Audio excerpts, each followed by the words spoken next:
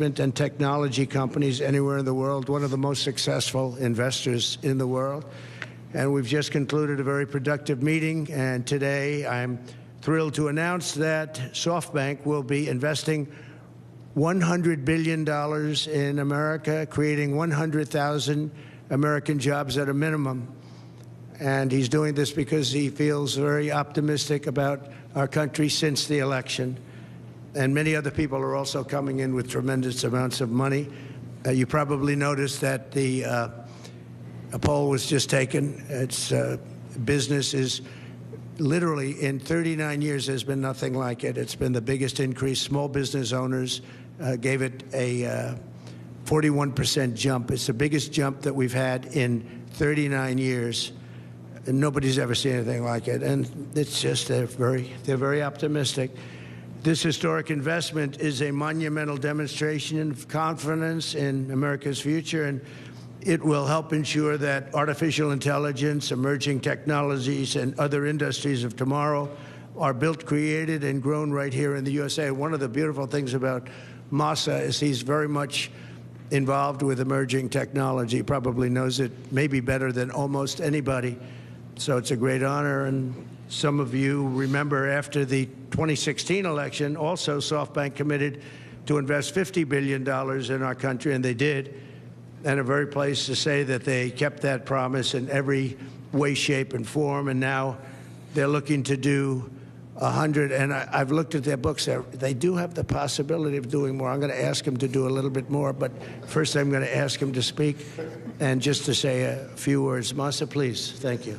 Thank you, please. Thank you, thank you. Thank you very much. Appreciate it. Thank you, Howard. Thank you so much. I'm very, very excited. I would really like to celebrate the great victory of President Trump. And my confidence level to the economy of the United States has tremendously increased with his victory.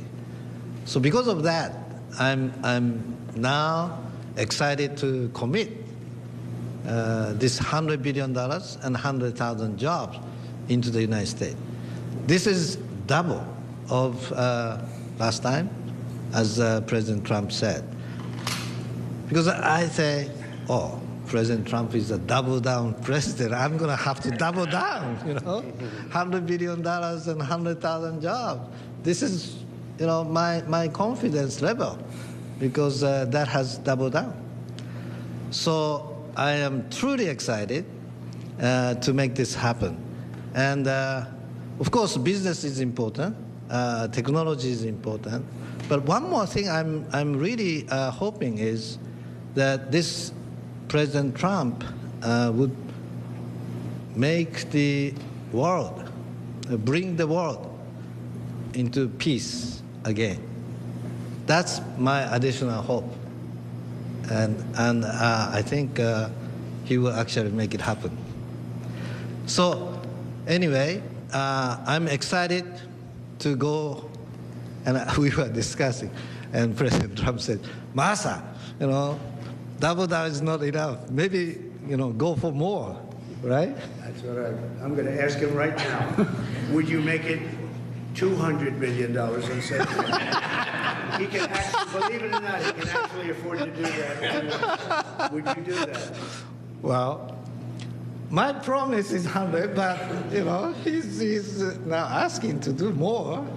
I think, with your leadership, my partnership with you, with your support, I will try to make it happen. That's good. All right. 200. He'll make it happen. 200 billion investment. He is a great negotiator. He's a brilliant guy and an unbelievable job, and the people of Japan and all over the world are very proud of him. They have tremendous respect for him. So when he does what he just did, and I would be surprised if it didn't go to 2. When you say you'll try, I know you'll do it. I will really try. Yeah. And I need your support, though. You'll have my support. All right. You'll have our country's support. Oh, fantastic. Thank you, Masa, very much. Fantastic. Appreciate it. Thank you. Thank you. Do you want to say hello to the people of Japan who are all watching? Well, I'm sure our people in Japan are proud to make the partnership of U.S. and Japan be stronger. And I'm very excited to make this happen. Thank you very much. Thank you, Boss. Thank you. Thank you. Thank you. Thank you. Great job. Thank you. It's amazing. It's a great gentleman, a great leader, and a great investor. So to have that offer made, and we have so many companies coming in now that will be announcing, or that will announce themselves. We don't have to be with them to do it, but they'll be announcing. And as I said, small business optimism took a 41-point jump. 41 points. It went up 41 points. That's unheard of, and that's the biggest they think in recorded history. But they know at least a minimum of 39 years, so that's great. But on behalf of the American people, I want to thank Masa for his faith in what's happening with our country and what's happening with the world. There's a whole light over the entire world. Many people, some reporters, in speaking to them, they said, you know, it actually is true. A couple of them are not necessarily friends of mine, but they said it is actually true that there's a light shining over the world. We're trying to help very strongly in getting the hostages back, as you know, with Israel and the Middle East. We're working very much on that. We're trying to get the war stopped, that horrible war that's going on in Ukraine, with Russia, Ukraine. We're going to, we've got a little progress. It's a tough one. It's a nasty one. It's nasty. People are being killed at levels that nobody's ever seen. You know, it's very level fields, and the only thing that stops a bullet is a body, a human body. And the number of soldiers that are being killed on both sides is astronomical. I've never seen anything like that. And rapidly, I get reports every week, and it's not even, you know, it's like just they're going down. Nobody's seen anything like it. It's a very flat surface, a very flat land. That's why it's great farming land. It's the breadbasket for the world, actually. But it's very flat, and there's nothing to stop a bullet but a body. There's no protection, no nothing. And it's what's happening there is far worse than people are reporting for both sides. So we're going to do our best, and we've been doing our best, and we'll see what happens. But since the election, I've been working every day to put the world at ease a little bit, to get rid of the wars. We had no wars when I left office, and now it's the whole world is blowing up. But there's great optimism, and you saw that by SoftBank. Starting on day one, we'll implement a rapid series of bold reforms to restore our nation to full prosperity. We're going to go full prosperity and to build the greatest economy the world has ever seen, just as we had just a short time ago. We had it in my term. We had the greatest economy that the world had seen. We were blowing away everybody. Our country was doubling up on China, doubling up on everybody, and everybody knows it. And then we had to slow it down with COVID, unfortunately, at the end. But even then, I gave it back with a substantial increase of the stock market, bigger than it was pre-COVID, so it was pretty amazing. Already preparations are underway to slash massive numbers of job-killing regulations, eliminating 10 old regulations for every new one. You put a new regulation on, you have to get rid of 10, and we'll be able to do it. And that was about the percentage we had. We cut more regulations than any president has ever cut, by far, actually, by approximately 5 times. Some of those regulations, unfortunately, were put back on, but we'll catch up very quickly. We'll catch up with it. One of the things I'd like to ask the Biden administration, as you probably heard, there are 2 events that took place. We're talking about a friendly takeover, a friendly transition, as they like to say. This is a friendly transition, and it is, but there are 2 events that took place that I think are very terrible. One is that if people don't come back to work, come back into the office, they're going to be dismissed. And somebody in the Biden administration gave a 5-year waiver of that, so that for 5 years, people don't have to come back into the office. It involved 49,000 people. For 5 years, they don't have to go. They just signed this thing. It's ridiculous. So it was like a gift to a union, and we're going to obviously be in court to stop it. The other thing is really terrible. We spent a tremendous amount of money on building the wall. The wall was designed specifically by the Border Patrol because it's very hard to climb. They need to have see-through. They need it to be steel because you can't cut. It's very powerful steel. It's very hard steel. It's a special type of steel, but very, very hard to cut. Inside the steel, as you know, we pour concrete, and that's a grade 10 concrete, which is a very strong concrete, very as though you were building about a 60-story building. It's very powerful concrete. They've made tremendous technology advances in the word concrete. Who would think that? But I know that from the construction industry. Today, what you can do with concrete is incredible. So we have a very strong concrete. And then we have a rebar. We put rebar inside the concrete, and the rebar likewise is very hard to cut. So it's a very expensive process, very expensive wall. And then we put a anti-climb plate on the top. You saw that. And I didn't like the look of it, but then when I watched, we had people testing. We had mountain climbers actually testing, and they were not able to get over the anti-climb plate. So I said, all right, I guess we're going to put it on. That plate on top, which I never loved the look of it, but it works so unbelievably well, you have to do it. So we spent a lot of money on building it, and we have hundreds of miles that we put up. A lot of people don't realize, but we did 571 miles of wall. That's why we had such good records, in addition to the fact that Mexico helped us with their military. They kept people out, and they were actually very good under the past leader. But now we ordered an additional 200 miles of wall. It's very expensive. And now it's about double the price of what it would have been 6 years ago. And the administration is trying to sell it for 5 cents on the dollar, knowing that we're getting ready to put it up. And what they're doing is really an act. It's almost a criminal act.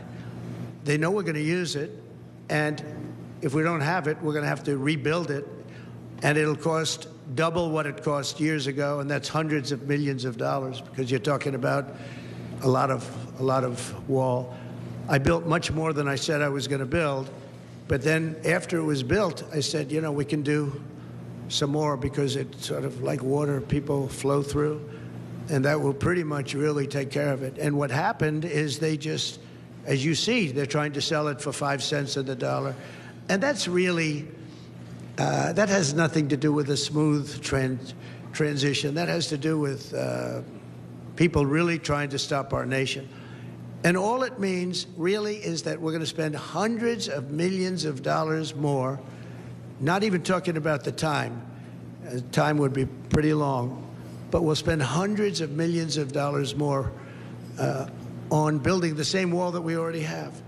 And people have already come back to us that have deals at 5 cents and 4 cents, and one guy at 3 cents on the dollar, and they offered to sell it back to us at more money than it cost us to build substantially. Can you believe it?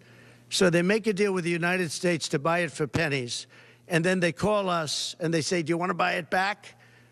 We'll sell it back to you for hundreds of dollars a foot.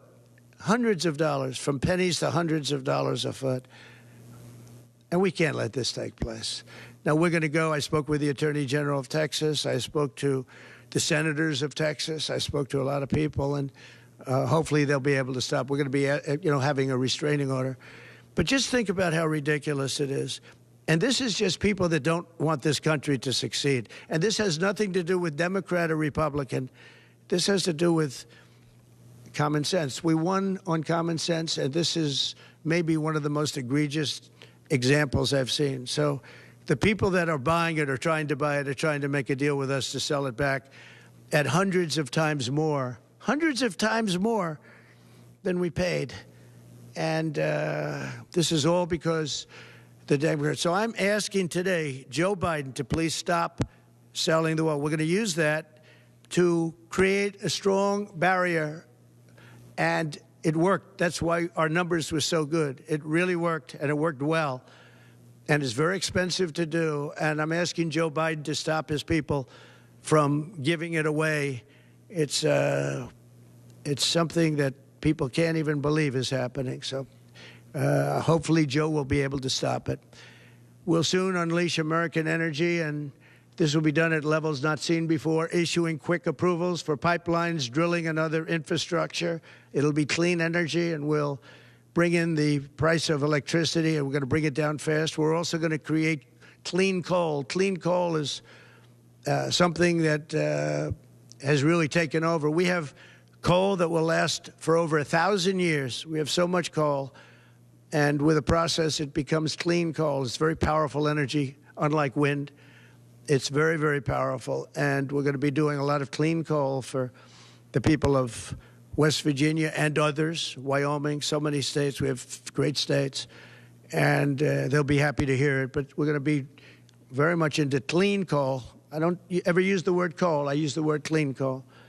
And I'll keep my promise to pass historic tax cuts for American families, workers, and businesses that create jobs in America. As you know, we're giving tax cuts if they do it here. We brought it down from 44%, 42%. In some cases, it was 39%. We brought it all the way down to 21%. And now we're bringing it down to 15%, but only if they make their product, their car, or whatever they're doing in the United States, in the U.S., and people are thrilled. I've had the smartest people on Wall Street call me. They said, "Where'd you get that idea?" And it doesn't seem that complicated, right? But it's it's like the paperclip. Nobody ever thought of it. One guy thought of it. Everybody looked at it. They said, "Wow, that was a good idea. Why didn't I think of it?" But we're bringing it down 6 more points, and that will put us really at the best level we've ever had for bringing in business. We've never been down to that level. We'll be among the lowest taxed states, and a lot of businesses are going to come in. Between that and our taxing and tariff policies, we're going to have business like nobody's ever seen in this country before. That's why we're, having a 41-year record in optimism from small businesses and big businesses. And I'll keep my promise to pass historic tax cuts for families, workers, and businesses that create jobs in America. Any business that invests $1 billion or more in the United States will be eligible for fully expedited permits and approvals, including environmental approvals from the federal government. So when companies come in, if they're going to invest $1 billion or more, there'll be many of them, and they'll go into Detroit, and they'll go into a lot of places where we want them. You saw how well I did with the auto workers. We did unbelievably. You saw how well we did with the Teamsters, and also the non-union were record 98%, 97%. Nobody's ever got numbers like that because we're bringing business back, and they're all coming back. We lost them over years of stupidity, I call it. I call it the years of stupidity, the decades of stupidity. Through the Department of Government Efficiency, Elon Musk has been working very hard with various people, including Vivek. We'll going to eliminate hundreds of billions of dollars of waste and fraud. And I can only tell you, I'll give you a little early report, they're finding things that you wouldn't even believe. So we're looking to save maybe $2 trillion. And it'll have no impact. Actually, it'll make life better, but it'll have no impact on people. It's not like we will never cut Social Security, things like that. It's just waste, fraud, and abuse.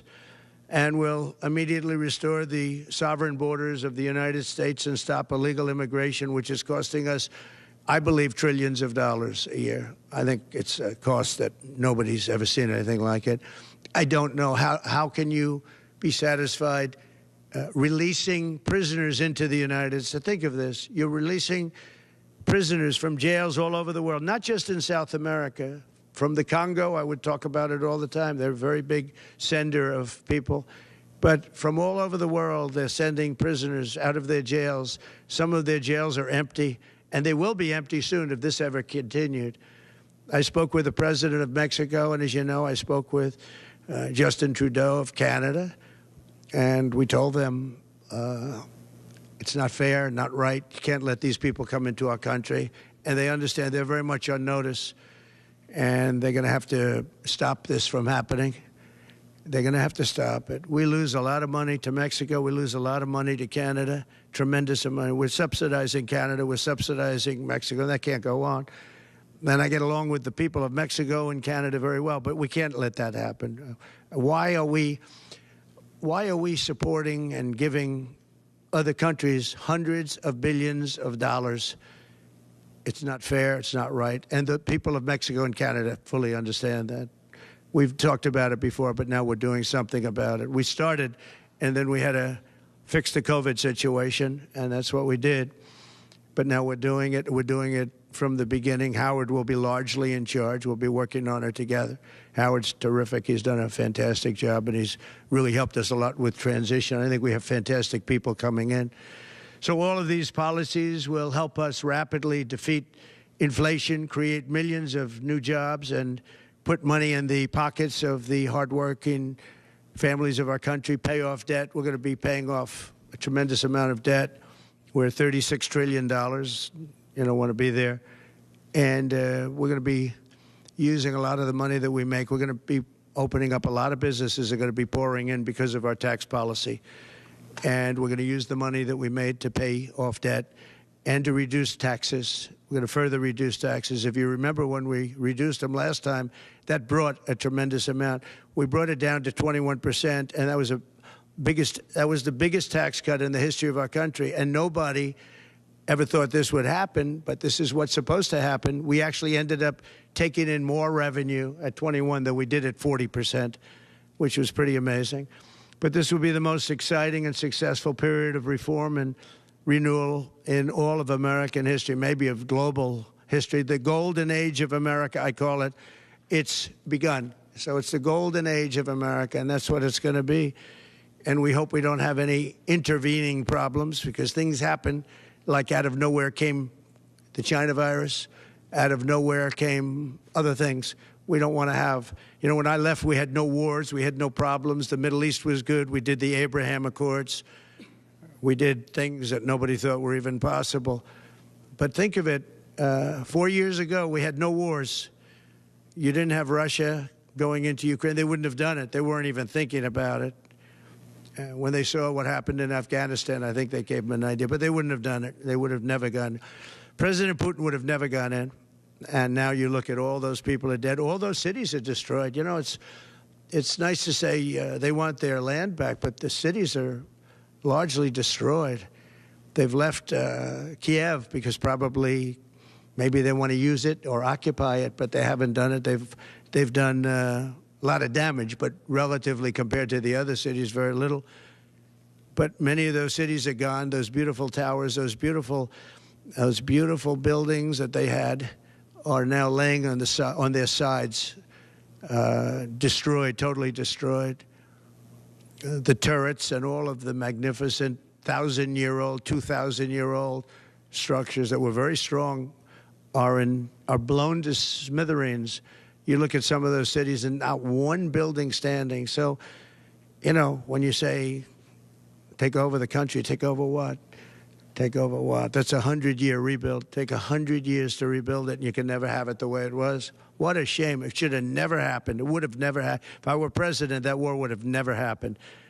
Nor would Israel have happened with the attack on Israel. So we're inheriting big challenges at home and all over the world. Again, we had no wars. We had no problems. We had no inflation. We had no inflation. We had it less than 1%. A perfect number. And then we had inflation, the likes of which I say I don't believe the country's ever seen inflation like that. They say 38 years. I don't know. I think it's probably ever. But we're going to take care of all of it. We're going to get the prices down by energy. The energy is going to come in. We have more energy than anybody else. We're going to use it. We don't have to buy energy from Venezuela when we have 50 times more than they do. It's just insane what we're doing. So we will not rest until America is richer, safer, and stronger than it has ever been before. And we have a big head start. Last time we didn't. And last time we didn't know the people. We didn't know a lot of things. But by the time we got it up and going, it was incredible. Again, we built the greatest economy in history for that period of time.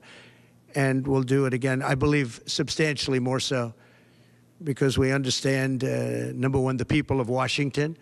I know them. I didn't know any of them virtually. I relied on other people for recommendations. Some were very good recommendations. We had some great people. Bob Lighthizer, I thought, was great. We had a lot of great people. And but we had some people that I wouldn't have used in retrospect, and now I know them better than anybody, better than they know themselves. So once again, I'd like to thank Masa for what he's done with that investment, which will end up being $200 billion, I believe. But I just want to thank him. He's just an outstanding man. When you have that kind of brain power wanting to invest in this country, And that's money that he can't invest elsewhere. So that's a big investment, but makes me feel very good. Makes me feel that we're absolutely on the right track. So thank you, Tomasa. And we'll take a couple of questions. Yeah, please. Jeff. Mr. President, you mentioned the wars. Can you tell us what you said to Prime Minister Netanyahu in your call on Saturday? Yeah. And have you spoken to President Putin since your election? Well, I'm not going to comment on the Putin question, but I will comment on Bibi. We had a very good talk. We discussed what is going to happen, and I'll be very available on January 20th, and we'll see. As you know, I gave warning that if these hostages aren't back home by that date, all hell's going to break out, and very strong. But we generally just discussed. I asked him, where are things? Mike Waltz they're doing a great job, by the way. Everybody is very happy. I think he's doing a fantastic job. But he was very much involved in the call. But it was a recap call more than anything else. How do you plan to stop the ban on TikTok next month? Who? How do you plan to stop the ban on TikTok next month? We'll take a look at TikTok. You know, I have a warm spot in my heart for TikTok because I won youth by 34 points. And there are those that say that TikTok has something to do with that. Now, Joe Rogan did, and some of the other people that were recommended by my son Barron, he knew names. I said, who is that? Tell me, who's that? Dad, you got to be kidding. I can't believe you don't know. And I did those interviews, and it was actually sort of cute, do you want to know the truth? But we did them, and that had an impact. But TikTok had an impact, and so we're taking a look at it. But you know, we won youth. Republicans are always 30 points down in youth. I don't know why, but we ended up finishing. There was one poll that showed us down about 30. We were 35 or 36 points up with young people.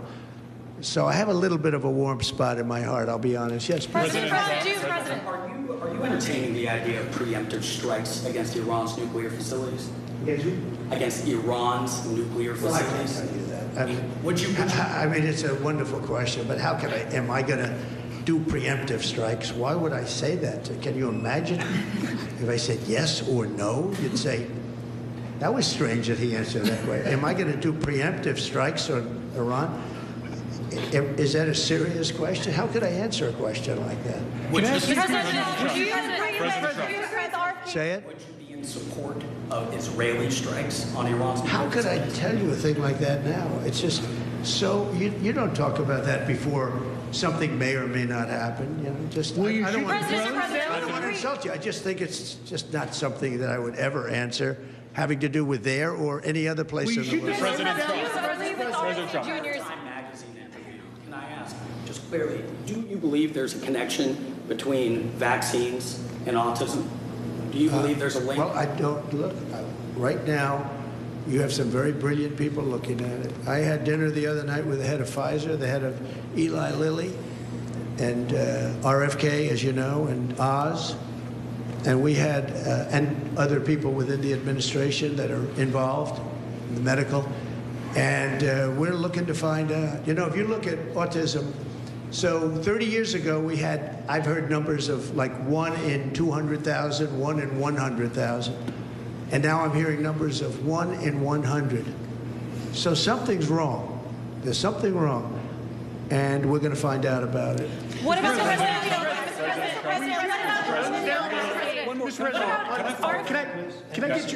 Can I follow up on Robert Kennedy? He's on the Hill today. He's meeting with senators.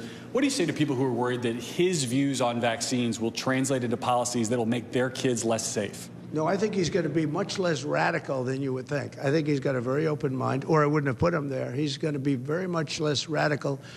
But there are problems. I mean, we don't do as well as a lot of other nations, and those nations use nothing. And we're going to find out what those problems are. And another thing that came up, the dinner was fascinating because I had Bobby and I had, again, the head of Pfizer. You know who that is. He's a highly respected man who has run an incredible company, likewise with Lilly, the top two people. And we had the head of the industry also. So all companies were represented. And I said, let's have it out now a little bit. And you know what came out of that meeting is that we're paying far too much because we're paying much more than other countries. And we have laws that make it impossible to reduce. And we have a thing called the middleman. You know the middleman, right? The horrible middleman that makes more money, frankly, than the drug companies, and they don't do anything except they're a middleman. We're going to knock out the middleman. I'm going to be very unpopular after that statement. Mr. President, What about the I don't know who these middlemen are, but they are rich as hell. And we're going to knock out the middlemen. We're going to get drug costs down at levels that nobody has ever seen before. And that really, I tell you, we spent more time talking about that with Bobby and with the executives and Oz, all of them. We spent more time talking about that than anything else. Can I ask a follow-up-related follow-up? Thanks, President Trump. What about the polio vaccine? Well, I'm a big believer in it, and I think everything should be looked at, but I'm a big believer in the polio vaccine, the Salk vaccine. Do you think schools should mandate vaccines? Do you think schools should mandate vaccines? I don't like mandates. I'm not a big mandate person. So, you know, I was against mandates. Mostly Democrat governors did the mandates, and they did a very poor thing. It was, you know, in retrospect, they made a big mistake having to do with the education of children. You know, they lost like a year, 2 years of their lives. The mandate was a bad thing. I was against the mandate. So is that something you'd want to... Yes, please. Do you expect Ron DeSantis to appoint Laura Trump to Senator Marco Rubio's seat? No, I don't. I probably don't, but I don't know. Ron's doing a good job. That's his choice, nothing to do with me. Laura's unbelievable. I mean, she was incredible. The job she did at the RNC as chairman, along with Michael Whatley, the combination. But I can just speak for Laura.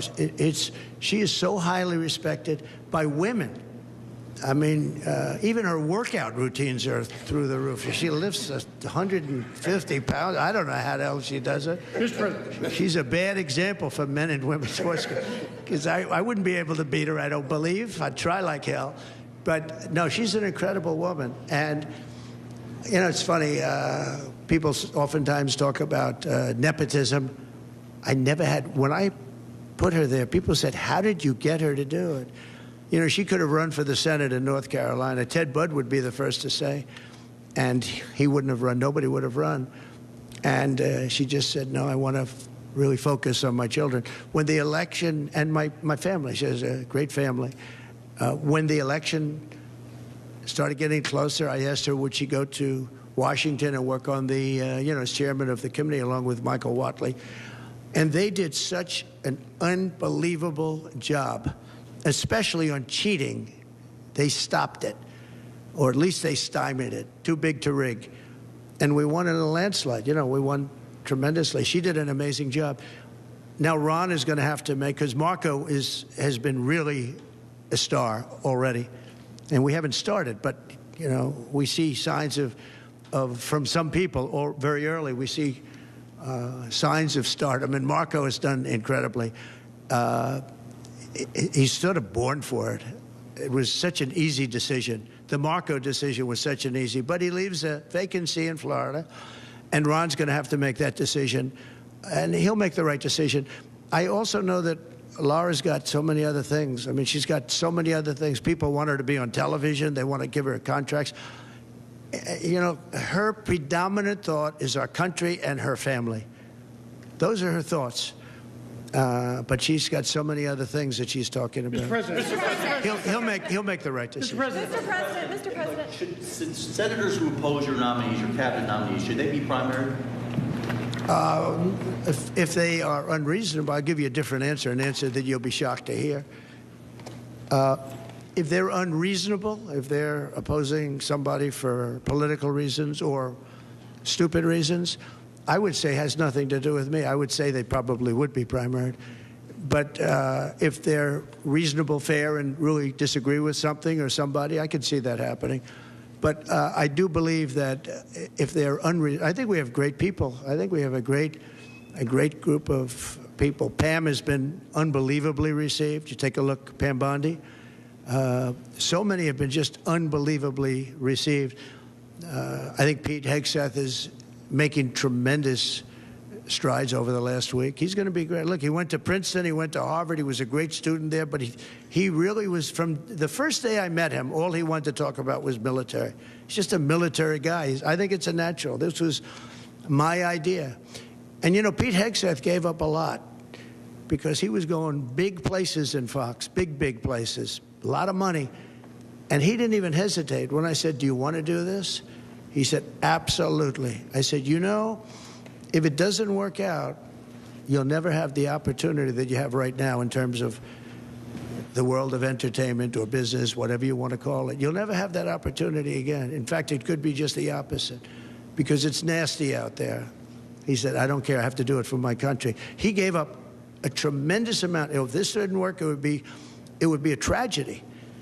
Because, but that's what he loves. He loves the military. I never talked to him about anything else. He'd talk about the military. He'd come to see me about a soldier that was unfairly treated, and could I help? That's the only thing I virtually ever talked to him about. And I always remembered it. I've seen him many times, and I don't think I've ever had a subject on anything other than military with him. That's where his love is. And he didn't say, well, I'd like to think about it. I'd like to talk to my family. He said, not even a contest. And, you know, he was going through the roof over there. He was doing great. They have the #1 show that Saturday and Sunday with Will and Rachel. That was great chemistry. And if this didn't work out for him, it would be actually sort of tragic. Yeah. Would you consider pardoning Eric Adams? Yeah, I would. Yeah. I think that he was treated pretty unfairly. Now, I haven't seen the gravity of it all, but it seems, you know, like being upgraded in an airplane many years ago. I know probably everybody here has been upgraded. They see you're all stars, and they say, I want to upgrade that person from NBC. I'm going to upgrade him. And that would mean you'll spend the rest of your life in prison. I don't know. Somehow, I hope not. I mean, I'd have to see it because I don't know the facts. I think he was treated. You know, it's very interesting. When he essentially went against what was happening with the migrants coming in. And, you know, he made some pretty strong statements like, this is not sustainable. I said, you know what, he'll be indicted soon. And I said it not as a prediction, a little bit lightheartedly, but I said it. I said, he's going to be indicted. And a few months later, he got indicted. So, yeah, I would certainly look at it. Yes. Mr. President, can I ask you a question about the drones? Are you planning on pulling them when you get into office, or will you? Well, you know, we had 5,000 troops along the border, and I asked a couple of generals, so we have an army of 250,000 in Syria, and you had an army of 400,000. They have many more people than that. Turkey is a major force, by the way, and Erdogan is somebody I got along with great, but he has a major military force, and his has not been worn out with war. It hasn't been worn out with all of the other things. I mean, he's built a very strong, powerful army. And so we have 5,000 soldiers in between a 5 million person army and a 250,000 person army. And I asked the general, what do you think of that situation? He said, they'll be wiped out immediately. And I moved them out because, and I took a lot of heat. And you know what happened? Nothing. Nothing.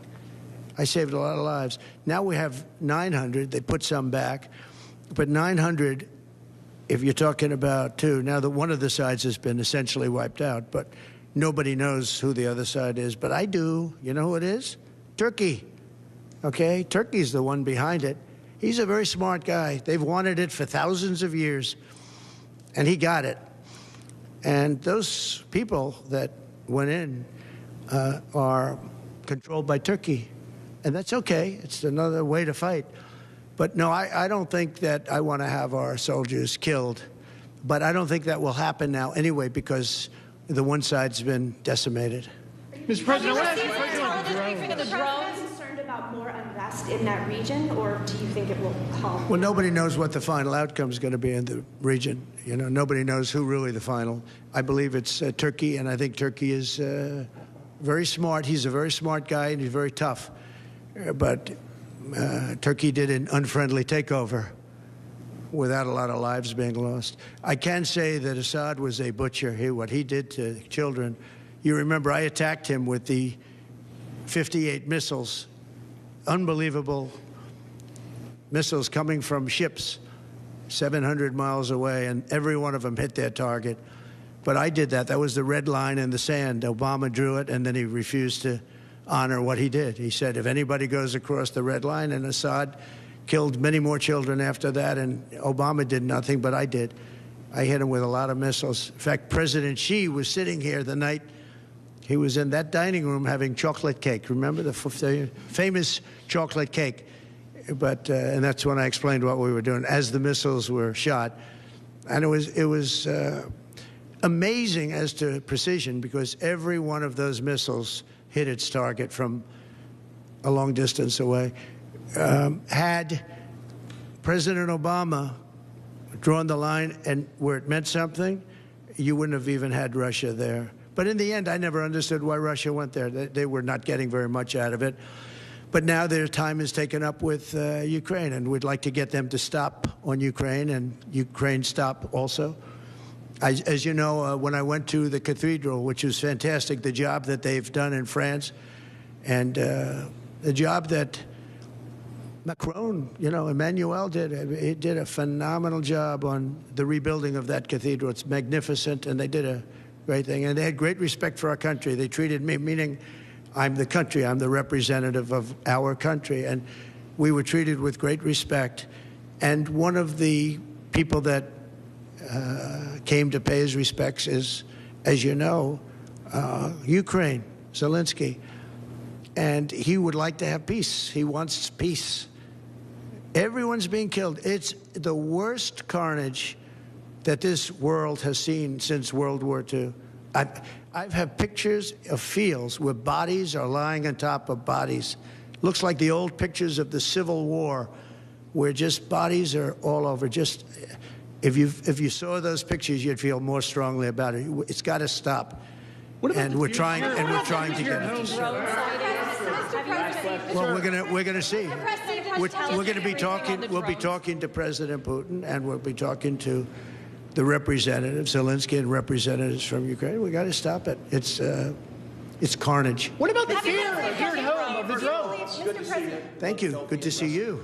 Good to see you. Can you comment on the drones that are flying around New Jersey and ports? It seems like the American people have a big disconnect. The government knows what is happening. Look, our military knows where they took off from. If it's a garage, they can go right into that garage. They know where it came from and where it went. And for some reason, they don't want to comment. And I think they'd be better off saying what it is. Our military knows, and our president knows. And for some reason, they want to keep people in suspense. I can't imagine it's the enemy, because if it was the enemy, they'd blast it out. Even if they were late, they'd blast it. Something strange is going on. For some reason, they don't want to tell the people, and they should, because the people are really, I mean, they happen to be over Bedminster. Will you shoot them down? They're very close to Bedminster. I think maybe I won't spend the weekend in Bedminster. I've decided to cancel my trip. Have you received an intelligence briefing on the drones? I don't want to comment on that. Have you been? Do you have any reason to think they're a threat? Two quick questions. First, on vaccines, do you want RFK Jr. to revoke any vaccines? No, I want him to come back with a report as to what he thinks. We're going to find out a lot. We're doing two things. We're going to have tremendous cost savings that will come out of this. That's a minimum. And we're also going to have, and I think, very serious discussions about certain things, whether it's pesticides. Europe doesn't use pesticides, and yet they have a better mortality rate than we do. They don't use pesticides. In fact, they use it as an excuse not to take our farm product. We spend billions and billions of dollars on pesticides, and something bad's happening. Again, you take a look at autism today versus 20, 25 years ago. It's like not even believable. So we're going to have reports. No, nothing's going to happen very quickly. I think you're going to find that Bobby he's a very rational guy. I found him to be very rational. No, nothing, you're not going to lose the polio vaccine. That's not going to happen. I saw what happened with the polio. I have friends that were very much affected by that. I have friends from many years ago, and they have, obviously, they're still in not such good shape because of it. And many people died. And the moment they took that vaccine, it ended. Dr. Jonas Salk did a great job, so I don't anticipate that at all. But we're going to look into finding why is the autism rate so much higher than it was 20, 25, 30 years ago. I mean, it's 100 times higher. there's something wrong, and we're going to try finding that. We're also going to find out why are we paying more than other countries. And we were in the process of doing that through transparency and other things. We were doing a good job in that first term, and we brought it down. We got the $35, all of the different things. We got, we were the ones that got all of that done. Every one of those things, we got them done. I said, I hope I win, because otherwise somebody's going to take a lot of credit for what we did. But now what happens is we're gonna have a big conversation on price. Why is it that Germany and UK and other countries are paying so much more for the same box of medicine made in the same plant? Why is it that we're paying many times more? And I know the answer, because our government didn't do what they were supposed to do. And what I put in place was terminated unexpectedly by the Biden administration, and they shouldn't have terminated it. It would have had a huge impact. And Mr. President, one quick question. On Ukraine, you mentioned that some of the areas are already decimated. Do you believe that Ukraine should cede territory to Russia? Well, I'm going to let you know that after I have my first meeting. But a lot of that territory, when you look at what's happened to those, I mean, there are cities that there's not a building standing. It's a demolition site. There's not a building standing. So people can't go back to those cities. There's nothing there. It's just rubble. Just like when I knocked down a building in Manhattan, which is actually, this is worse, actually, because we do it step by step. This thing has just got demolished. And by the way, in those buildings are many people. Many people were in those buildings. When they say the number in Ukraine is going to be a much higher number of death, is going to be a much higher number than you're hearing. They're big buildings. That's what I did very well. And these are very long buildings. They're 15 to 20 stories high. They're massive buildings. I was surprised at how big. And they're flattened like a pancake. 1 or 2 bombs hit them, and they just collapse. And they'd say, nobody was hurt. Well, nobody knows who was in those buildings. There were a lot of people in those buildings. They're going to find that when they start doing the removal. Many more people are being killed in the Ukraine war with Russia than is being reported, and that includes soldiers. The soldiers are being, it's a carnage that we haven't seen since the Second World War. It's got to be stopped, and I'm doing my best to stop it. Yeah, please, go ahead. You had a meeting with Mrs. Abe yesterday, but Japanese Prime Minister Mrs. Abe, yeah, and Japanese Prime Minister Ishiba is hoping to have a meeting anytime soon. I will do that. In fact, I sent him a memento. I sent him a book, the Prime Minister. But Mrs. Abe was very close with our First Lady, with Melania, and she loved Melania's book. And she called and wanted to know if she could have. I was very close to the Prime Minister, Shinzo Abe. He was great. He was a great man. And his wife wanted to know if it would be possible to have dinner. And it was just out of respect to Shinzo. And yes, I'd love to see the Prime Minister, and we will do that. I actually sent him a book and some other things for him through Mrs. Abe. Will that happen before the inauguration day? It could. If they'd like to do that, I would do that, yeah. Sir, President Trump, I have great respect for the, for the position, and if he'd like to do that, I'd be here. And if you have the board that Ambassador to Japan will be George Glass, is that your final decision? Highly respected man, that's right. Highly respected.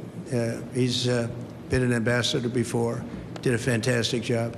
We consider Japan very important. He's very highly respected. Okay, couple of Which other world leaders have you invited to the inauguration? Which other world leaders have you invited to the inauguration? The world leaders are calling me, and some really would like to meet. No, I mean literally, they're calling me, and I'll be seeing some of them. I think it's rude not to. I mean, it's hard to say I'm not going to see you, and I've spoken to way over 100 where they called to congratulate on not only the election but the size of the election, the extent of the victory, and they were great. I mean, I spoke to over 100 countries. You wouldn't believe how many countries there are, and I'm trying the best I can to get back to everybody. But there are a lot of countries, and every one of them, literally everyone, called, and it was very nice. So Yeah, I'd see some if some felt it was an emergency. I've seen, as you know, I've seen President Zelensky. He came to France while I was there for the cathedral opening. They actually had about 70 presidents and prime ministers, and in one case, a king.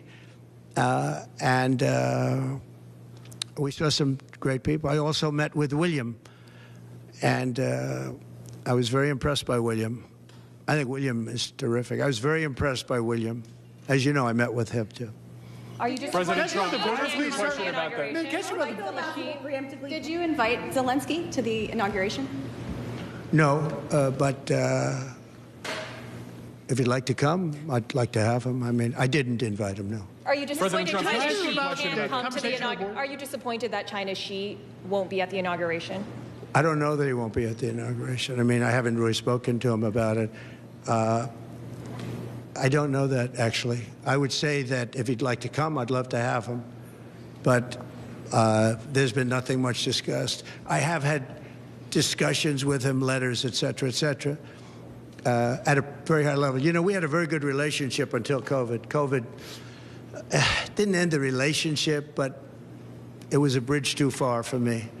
But if he'd like to come, I'd certainly be. He hasn't, just so you understand, he hasn't said one way or the other. Because a lot of people say he won't come, he will come. People think he will come, he won't come. It's something we barely discussed, just about didn't discuss. But I have had, especially through letters, some very good conversations. Have you had conversations with Venezuela? You know, because China and the United States can together solve all of the problems of the world, if you think about it. So it's very important. And, you know, he was a friend of mine. I mean, he was here for a long time, right in that spot, except sitting in a very comfortable chair. He wasn't standing like you are. But we spent hours and hours talking. And, you know, he's an amazing guy. Have you spoken to Venezuela? The press hates when I say that, but he's an amazing person. Have you spoken to anyone in Venezuela, sir? On the border. On the border. If I could just ask you on the border. Hold on one second, Gary. Real quick. The United Healthcare shooting, the shooting of the CEO in New York. Can you give us your thoughts about that? And what do you make of the reaction around the suspected shooter? Does that tell you anything about how people I think it's a terrible thing. I think it's really terrible that some people seem to admire him, like him. And I was happy to see that it wasn't specific to this gentleman that was killed. It's just an overall sickness as opposed to a specific sickness. That was a terrible thing. It was cold-blooded, just a cold-blooded, horrible killing. And how people can like this guy is, that's a sickness, actually. That's really very bad, especially the way it was done. It was so bad, right in the back. And very bad, very thing like that. You can't believe that some people, and maybe it's fake news. I don't know. It's hard to believe that that can even be thought of. But it seems that there's a certain appetite for him. I don't get it. Yeah, please. Could you just comment on? I want to expand on the defamation lawsuits. Could you see moving that to other people with individual platforms, social media influencers, people that or newspapers? Yeah. Yeah. Yeah. Oh, I do. I do. I think you have to do it because they're very dishonest. We need a great media. We need a fair media. We need, it's very important. And we need borders. We need walls, but we need borders and we need fair elections. You look at California, millions and millions of ballots were sent out. They're still counting the vote in California with the machines. They're counting the vote. If you had paper ballots, the votes would have been counted 4 weeks ago, 3 weeks ago. Now, you need fair elections, you need borders, and you need a fair press. And the press is, no, I see others. I have a few others that I'm doing. I'm going to, as an example, I'm doing this not because I want to. I'm doing this because I feel I have an obligation to. I'm going to be bringing one against the people in Iowa, their newspaper, which had a very, very good pollster who got me right all the time. And then just before the election, she said I was going to lose by 3 or 4 points, and it became the biggest story all over the world because I was going to win Iowa by 20 points. The farmers loved me, and I loved the farmers. And it was interesting the way she did it. She brought it down 2 weeks before. She said I was going to only win by 4. That was a big story. But that was good because she brought it down from like 22 points to 4. or whatever the number was, way up, an easy win. We never even thought to go there. I respect them, I love them, and they understand there's no reason to go there because she brought it from way up, walk away, which it was, and it turned out to be in the election too, by the way. It was a win by many, many points. And then she brought it down very smartly to 4 a couple of weeks before, and everyone said, wow, that's amazing. He's only up by 4 points. Then she brought it down to where it was down by 3 or 4, whatever number she used. And that was the Des Moines Register, and it was their parent. And in my opinion, it was fraud, and it was election interference. You know, she's gotten me right always. She's a very good pollster. She knows what she was doing. And she then quit before. And we'll probably be filing a major lawsuit against them today or tomorrow. We're filing one on 60 Minutes, you know about that, where they took Kamala's answer, which was a crazy answer, a horrible answer, and they took the whole answer out and they replaced it with something else she said later on in the interview, which wasn't a great answer, but it wasn't like the first one. The first was grossly incompetent. It was weird. And that was fraud and election interference by their news magazine, a big part of CBS News. So as you know, we're involved in that one. We're involved in one which has been going on for a while and very successfully against Bob Woodward, where he didn't quote me properly from the tapes. And then on top of everything else, he sold the tapes, which he wasn't allowed to do. He could only use them for reporting purposes, not for sale purposes. And he admits that. And I think we'll be successful on that one. And we have one very interestingly on Pulitzer, because reporters at the New York Times, Washington Post got Pulitzer Prizes for their wonderful, accurate, and highly professional reporting on the Russia hoax. Well, it turned out to be a hoax, and they were exactly wrong. People, like many people, John Solomon, Sean Hannity's not for Pulitzer, but Sean Hannity got it right. Many people got it right. Tucker got it right. Jesse got it right. Laura got it right. Janine got it right. A lot of people got it right. They didn't get anything. They gave it to reporters that got it absolutely wrong. And now everybody admits it was a hoax. And I want them to take back the Pulitzer Prizes and pay big damages. And I think we're doing very well on that one. They have no excuse for it. They gave a Pulitzer Prize to writers that got Russia wrong. And so I think we're doing well. And I feel I have to do this. I shouldn't really be the one to do it. It should have been the Justice Department or somebody else, but I have to do it. It costs a lot of money to do it, but we have to straighten out the press. Our press is very corrupt, almost as corrupt as our elections. Are you worried about Venezuela? Sir, have you had any discussions with Venezuela? For January 6th defendants, you had said in the first few minutes of your administration you want to issue pardons for January 6th defendants. No. Does that include, will that be a blanket pardon? Does that include Well, you'll find everyone? out, but it's going to go quickly. And just to follow up on your Have you had any discussions, sir, in terms of your mass deportation plans, have you had any preliminary discussions with countries like Venezuela, from where the Tren de Aragua gang is now popping up? They'll take them back. They're going to take them back? They're all taking them back, yep. And if they don't, they'll be met very harshly economically. Okay, they'll all take them back. You know, Venezuela and other countries were not behaving very well with us during my administration, and within 24 hours they were behaving very well. They'll all take them back. And separately, can I ask a follow-up on that? Nice to see you, Jeff. This is like the old days, right? Nice to see you too. You look much better now than you did 4 years ago. What are you doing? What's he doing? All right, go ahead. Thank you, sir. The first day you just mentioned that you're in office, I imagine you've got some executive orders that you're going to go through. Can you tell us what We'll have a lot. Well, what are your priorities? I bet you could say as well as I could. We will have many executive orders and other things that we'll be signing on the first day. Can you also, just going back to my initial question about the Middle East, you said that your conversation with Prime Minister Netanyahu was kind of a review. Did you repeat We that just had threat? a very good conversation. And, you know, the real conversations will start on the 20th. But we had a really good conversation, and I think we're going to be in a good place in the Middle East.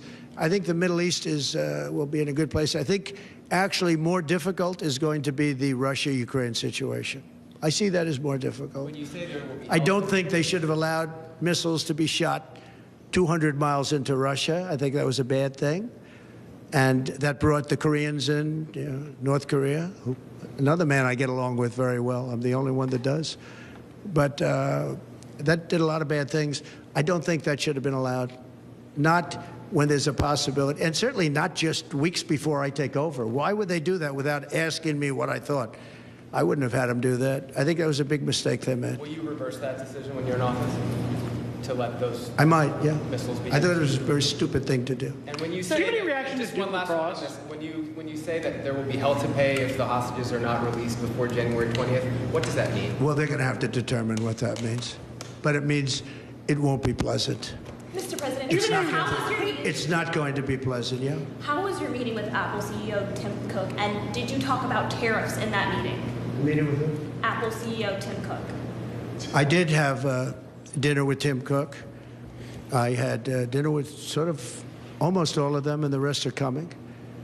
And this is one of the big differences, I think, between, we were talking about it before, one of the big differences between the first term.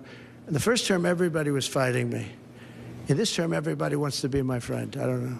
My personality changed or something. But I had, as you know, I had Sundar from Google, but I also had Sergey. Nobody reported that. Sergey is the owner, the primary owner, along with his friend, as you know. And Sergey was here also. I can't believe you didn't pick that one up. Nobody picked that up. But I will tell you, no, it's a big difference. The big difference is that the first time everybody was fighting me on all fronts. And we had a great administration. We got the biggest tax cuts in history, rebuilt the military. Too much of it was given away to Afghanistan, stupidly given away, horribly given away. I think that's one of the reasons that Putin went in to Ukraine when he saw the stupidity of Milley and these guys. They're stupid people, very stupid people.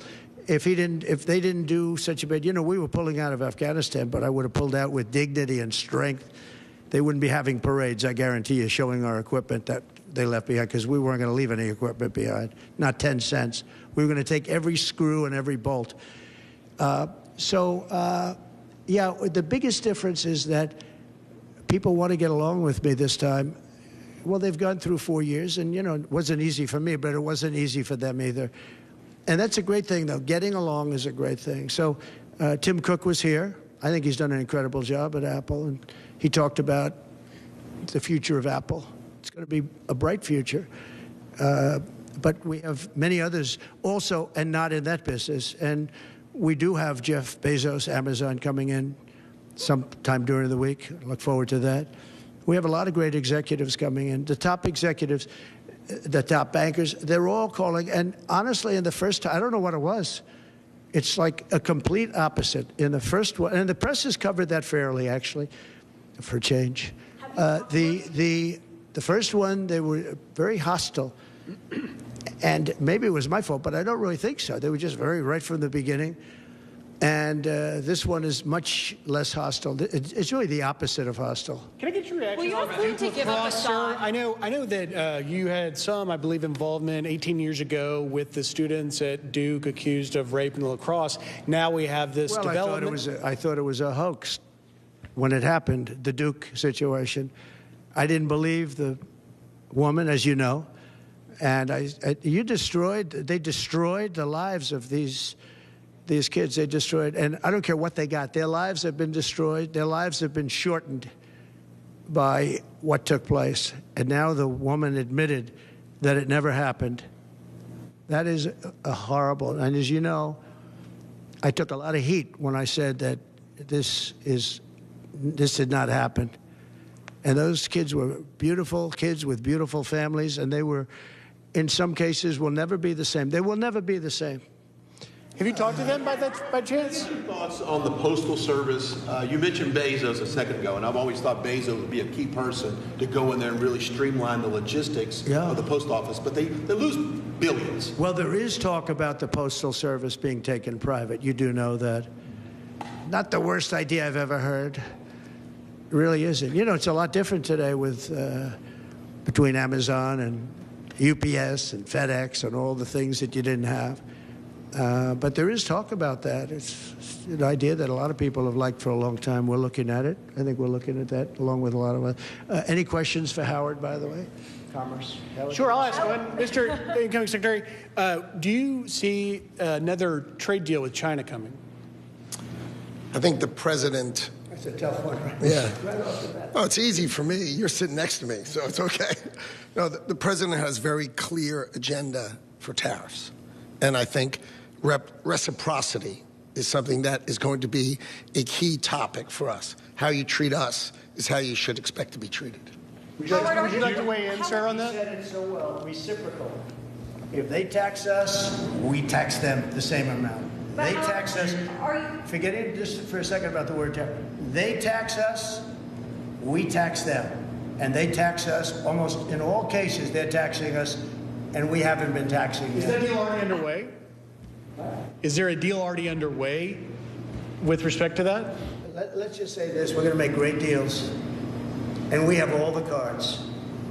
And until I came along, don't forget, and Howard was going over the numbers with me last night, we took in $600 billion and more in taxes and tariffs from China. No other president took in 10 cents, not 10 cents, not 10 cents. And no, we're going to be doing things. We're going to be treating people very fairly. But the word reciprocal is important because if somebody charges us, India, we don't have to talk about own. If India charges us 100%, do we charge them nothing for the same? You know, they send in a bicycle and we send them a bicycle. They charge us 100 and 200. India charges a lot. Brazil charges a lot. If they want to charge us, that's fine, but we're going to charge them the same thing. That's a big worried about tariffs. You know what? The senators, some of them aren't necessarily business people. When I give that to them, they say, that sounds fair to me. Are you concerned that tariffs might hurt the stock market rise that you have seen and the economy more broadly? Make our country rich. Tariffs will make our country rich. But won't they raise prices? Properly used. No, well, I didn't have any inflation, and I had massive tariffs on a lot of things. We put tariffs on steel. If I didn't put tariffs on steel, 50% and more, they were dumping steel in, China and others. I put tariffs on, and it stopped, and we took a fortune. We made a fortune on it. Tariffs, properly used, which we will do, and being reciprocal with other nations, but it'll make our country rich. Our country right now loses to everybody. Almost nobody do we have a surplus with. There are a couple of countries, and they're embarrassed by it, but almost nobody. And tariffs will make, I always said, to me, tariffs is the most beautiful word in the dictionary. It'll make our country rich. You go back and look at the 1890s, 1880s, McKinley, and you take a look at tariffs, that was when we were at our proportionately the richest. Mr. President, did you get to a good spot? Back on Ukraine, Mr. President. What should Zelensky, if anything, be prepared to give up to end this war? He should be prepared to make a deal. That's all. Got to be a deal. No, got to be a deal. Too many people being killed. That is a war that's hard. Too many people. Got to make a deal. And Putin has to make a deal too. What deal? Do you think? Putin has to make a deal, and Putin would have never gone in if I was president. If I was president, we wouldn't have had inflation. Our oil prices would have been lower. I had a good relationship with Putin. He would, despite the Russia hoax, which made it more difficult. If we had that election, if it